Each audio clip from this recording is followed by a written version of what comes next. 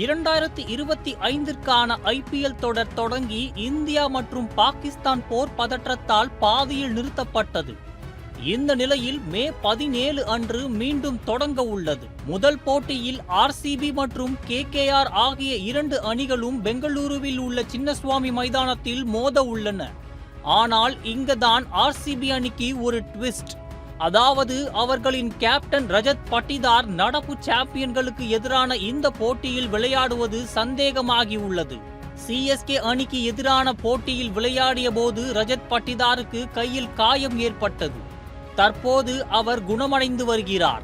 இந்த நிலையில் பதற்றம் காரணமாக ஐபிஎல் போட்டிகள் தற்காலிகமாக நிறுத்தப்பட்டதால் இது அவருக்கு காயத்திலிருந்து மீள போதுமான நேரம் இருந்தது.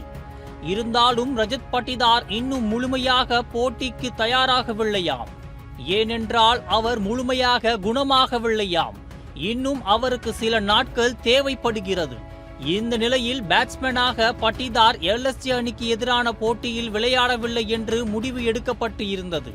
ஆனால் அப்போதுதான் ஐபிஎல் போட்டி நிலையில் ஜிதேஷ் சர்மா அந்த போட்டியில் ஆர்சிபி அணியை வழிநடத்துவதற்கு தேர்வு செய்யப்பட்டார் என்று தெரிய வந்தது.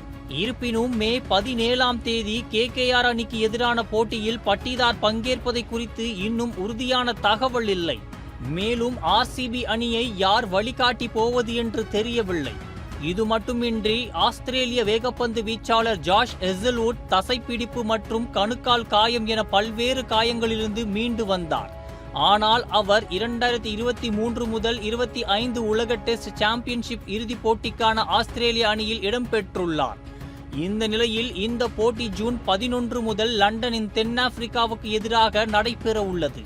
இதனால் அவர் ஆர்சிபி அணிக்காக விளையாடுவது குறித்தும் சந்தேகம் நிலவுகிறது. இவர்களுக்கு பதிலாக மாற்று வீரர்களை தயார் செய்ய வேண்டிய கட்டாயத்தில் ஆர்சிபி அணி இருக்கிறது. இந்த சவால்களை ஆர்சிபி எப்படி சமாளிக்கப் போகிறது என்பதுதான் தற்போதைய கேள்விக்குறி.